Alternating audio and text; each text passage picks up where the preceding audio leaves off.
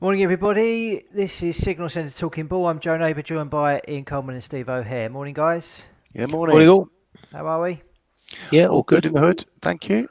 Excelente. What's going on this morning? Anything?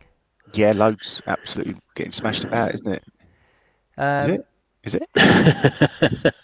buying Yeah, well, buying dips again, isn't it? Yeah, it looks like it. We've got the interesting one that actually I sort of like want to go through is Euro Sterling. Got stopped snap. out on this If yesterday, trying to buy a share dip. your screen. Yes, of course. Um, yeah, so we've been talking about this for a couple of weeks now. Myself and Ian both talking about this 90 level and the 90.75 level. It rallied, got up to 90.67 yesterday, formed the right shoulder and came off, broke the neckline, and we're retesting at the moment. So we're looking to sell rallies at You're giving 90, away the figure. you're giving away all the gold on that, aren't you? Yeah, that's Yeah, it. it was all on the back of Brexit talks with regards to fishing rights. Oh, Okay. I thought it was on the back of my analysis. Well, sort No? of. Yeah, that as well. Also, The- one to watch today, I feel, is this Euro Yen. If we go back, we're looking at the low from the 6th of May. 1, 2, 3, 4, 5. 5 times it's hit this upward trending support line. We're looking to buy on that support line today with a tight stop because obviously if it breaks that support line, then we should move lower. So, and the other thing, FTSE, we spoke about this triangle formation. It broke out to the upside, and again, something we mentioned last week was sometimes these have a habit of breaking out and then going the other way if they're in a triangle for long enough. So yeah, it was trading below this trend line this morning when I did the analysis on this. So I looked to sell a rally in this, which has just been triggered. It's slightly offside at the moment. Looking to sell at 61.80 on that. Targeting a move to 60.75. A nice 3-to-1 risk reward trade there. That is pretty much me, apart from silver. Obviously, this triangle formation again. So all these markets, the sort of crosses and the indices and the commodities all look to be at quite pivotal levels. Even the copper, we know that this is a 280 good psychological level. It's broken up through it. I'm looking to sell a break on this today, so I wouldn't be selling it right now. But if it broke below 278, I'd get short just as a rejection of the 280 psychological level. So I've rushed through that. I've got to go. Yeah. Yeah, where are you off to? You've had a couple of coffees this morning, haven't you, by the sounds of things? I think he's just ordered another one. Chloe's just going to bring me a third one of the morning, plus a tea. So tea's got just as much caffeine in it as coffee. Yeah, I mean, interesting start. We were set for a weaker open. We saw US markets in particular sell off quite aggressively into the close, and I think that was on the worry about more coronavirus cases. Texas and California both recorded new daily infection increases of over 10,000 a day. So, worries there, but as you say, we come in this morning and it's all buying again. So I was looking at indices like you, Steve. This is the FTSE. Hammer candle posted on the hourly and then a really big impulsive move up over the last 60 minutes or so, and that's been replicated across the board on DAX, CAC and everything else. S&P there, turnaround candle and a push higher. So yeah, it's I guess the US noticed that there was a dip last night and think, okay, we probably need to buy this dip again, so they've just chucked all the stimulus at it again. Maybe. Love it. We do have rumours that we're going to get some stimulus of sorts from the Chancellor of the UK today, Rishi Sunak. There is talks that he's going to scrap stamp duty, as we mentioned yesterday. So I think markets are on watch for that. Anything else news-wise that's filtering into the markets that you've seen, Ian? No, only the Brexit stuff, to be honest. And there's that. What you got there? Sterling, Swiss again. Well, yeah, I'm just obviously got bummed out on that yesterday. It's opposite, like we were saying before. Euro sterling and sterling Swiss is -1 correlated. I just want to go back to this euro sterling. Steve's got exactly the same formation as me on there. And then if you go to the daily chart, it looks like a wedge breakout as well. So you got sort of two target levels. I think it's 88.66 is the wedge target. You might get a little retest of that one if it pushes just through that 90 level. It's only 90.16. It's not that far away. And then obviously this formation has got a target level all the way down here at 88.12. And it's -1 correlated with sterling Swiss. So that was the sort of head and shoulders I was talking about. It's broken that, and again, it's virtually mirroring or the opposite, of what euro sterling's doing. So it's just coming back to test that breakout level. And if you go to this one, is it this one? Don't know what chart I'm on. It's got that wedge as well. So it's broken the wedge. Pretty choppy price action, but the actual target level for that one's up here at 120.40. So I think they're quite interesting today. Head and shoulders there. Yeah, reverse head and shoulders. Yeah. Yeah. Yeah, opposite to euro sterling, which has got a head and shoulders. So, but just seeing a little lift higher in euro dollar this morning. Is that a triangle formation or not? God knows. It's odd. I'm looking at gold.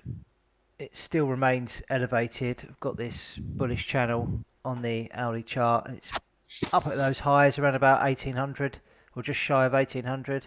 And that being a safe haven asset is still trading up at these highs, but equity markets are also still trading up at their highs. So something's got to give at some point, you'd think. You would. What's it going to be? VIX, someone mentioned this the other day. So this is the daily chart on the VIX. So obviously when markets have been at all-time highs, you'd see them down at these sort of levels, in and amongst this range down here. But overall, it's still at quite an elevated level for where equity markets are currently trading at. So that's a little bit of a concern as well, I think. The ranges are still sort of like quite decent, aren't they? Yeah. Where have you gone, Steve? Yeah, you sound like you've... Can you not hear me? Can you hear me? Yeah, that's Yeah, better. you know. Oh, I don't know. I could hear myself breathing in the microphone, so I moved it down. Although I don't want to stop breathing. No, please don't. Not on live on air, although we would get more views. As I said to Ian the other week. Yeah, I think just it's I don't know, the equity market's just a sort of like baffling me, and there's nothing we can do about it. We just have to wait. We have to be patient. Indeed. Okay, oil inventories today, so let's have a quick look at what that's doing. I think it still looks pretty bullish. Bit of a bullish channel. Price action's got a little bit flat, but I'm looking to buy a dip. It's probably a little bit ambitious today, but we have got inventories, so you could see spikes that would allow you to get in maybe on a dip down there before recovering and pushing higher, but we have to wait and see. It's very much tracking the stocks, isn't it? Yeah, exactly that. Yeah, it's all about the the sort of like COVID shutdown, opening, blah blah blah. Any more news on that front yesterday? No, I think there's there's a lot more places looking at localized lockdowns. I think that's the way of life moving forward, really, for everyone. So Melbourne have gone for a 6-week lockdown. Right, okay, that's pretty decent amount of time, isn't it? The Brazilian president's got it. Has he? He was dodging it a couple of months ago, wasn't he? He was sort of skirting around it a bit. Said he thought he just had a little flu, is what he said before. Yeah. What's everyone worried about? It's only a little flu. Yeah. That's what he's saying. Oh, well, dear. We're all locked down today anyway, just because it's bloody pissing down outside. Yeah. That's one way of keeping people outside. Make it rain. Yeah. Okay. Yeah. I think we've sort of pretty much covered the technical side. Let's have a look at this then, shall we? The old gun to the head. Not much to speak of. No, thanks. Yeah, it was not great.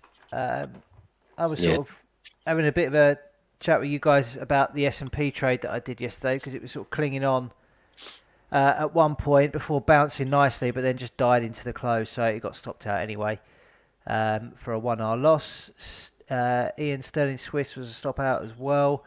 Nikkei, it was only half an hour loss. Yeah, I'm a bit gutted about that. I missed it by about 4 hours. It rallied to 22.60, 650 overnight. But as I said, on the long term, I'm sort of trying to sell around the 22,750, 800 level. And that seems to be working. Again, it rallied to 22,650 overnight, and it's back down at 22,400. So sellers keep coming in up there. Yeah. Maybe the Japanese markets aren't as convinced by this endless supply of support. Well, the Chinese market was still going some yesterday. Yeah. Oh, let's have a look at that. That has really taken a lift, hasn't it? Yeah, I mean, that's the hourly chart. Big move up, a little bit of a consolidation, but buyers are back. So that was on the back of the Prime Minister imploring everybody in China to buy stocks. Yeah. I mean, just the daily, what's the average trade range on the daily? That's sort of like, it was like something like 7 times or something, that move up. It was ridiculous. Look at the spike up. Yeah. The average range is at sort of like below around about 200. Yeah. And even that's elevated from historically, it was down at a 150 or something. Yeah. And it's just spiked like that overnight. So the average range is 200, and it rallied. How many points is that? Over this move here. Yeah. So look from that low there, from the breakout, that was an 18.5% move in 1, 2, 3, 4, 5 days. How many pips is that? 2,582. So, wow, incredible. Manipulation at its finest. Yeah. What can possibly go wrong? Yeah, that's a hell of a move, isn't it? So, from a technical standpoint, what do you do with that? You really got to look for some sort of pullback down to there to test that support and then buy it again. Yeah. Interesting. Or do what the Chinese government did, buy it just before it breaks higher. Yeah, so and then get all the individuals. This was the announcement from Xi to buy it, but the bank were loading up round here somewhere. Yeah, absolutely, 100%. And then everybody that's buying in here, this is where the central bank's then selling out. Yeah. Just so they can support. Just taking a quick 20% out of it. Yeah, that's all right. Nothing wrong with that. Yeah. Okay, so have you got a trade to look at then? Well, Ian, you're not prepared. No, because I was going to nick Steve's Euro Sterling, but I can let. Go on, you have it. No, you can. No, I'll have this one instead. Dollar CAD. Okay. Dollar CAD.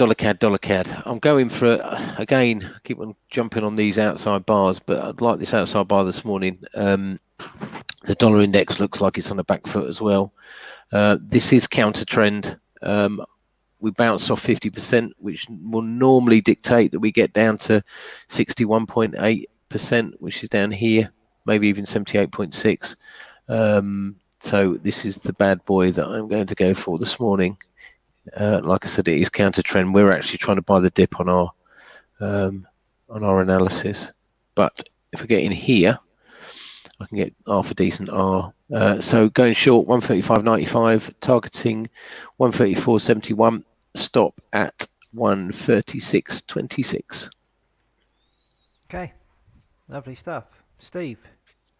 I'm going to go with the Euro Sterling then, if Ian's not going to take it up. I'm looking to sell a rally a little bit higher, only like 4 or 5 pips away. So I'm going to get short here. I'm going to have a stop. It's going to be a decent stop at, we round these numbers up, 90.71, 96. Well, that's a 2-to-1 risk reward. I'll just go for that. Should I just be sensible? Nah, fuck it. No, you've never been sensible before. Yeah, I'm going to be sensible. So 89.96, stop at 90.71, targeting, measured move target is 88.16. Our target's just in front of there, 88.46. Okay. Like that. Although sterling, for me, looks like it's rolling over a little bit against some of the stronger currencies more recently, which we've seen, which have been sort of New Zealand dollar and Aussie dollar, which you don't often hear me say, but they have been rallying pretty nicely. This is the trend on the hourly chart. So we've got a nice sort of channel there that's playing out. Bit of a failure up here, bit of a shooting star candle, followed by a move lower below the 10 period moving average. So I'm sure if we drew a little trend line there, we can see a break as well. So I'm going to take a short trade on that, selling sterling, buying New Zealand dollar, getting on that there at 91.72, stop loss above those highs at 92.16. I'm going to target a move down here somewhere. Let's go that 90.55. All very sensible R's this morning. 2.68 R. Lovely. Arr. Good luck with that. Let's see how that goes. Okay, news-wise today, we've only got crude inventories from what I can see at 3:30. Previous week saw a drop of 7.2 million barrels. So keep an eye on commodity currencies and oil at 3:30. Anything else today? From ECB's Degindo is speaking later, 3 o'clock. He's doing it twice actually. He's on twice in 41 minutes and then at 3 o'clock. I don't know where he is, or what he's supposed to be speaking about, but it's come up on the news thing. Okay. Apart from that, nothing. Okay. Right, I guess we can wrap it up there then.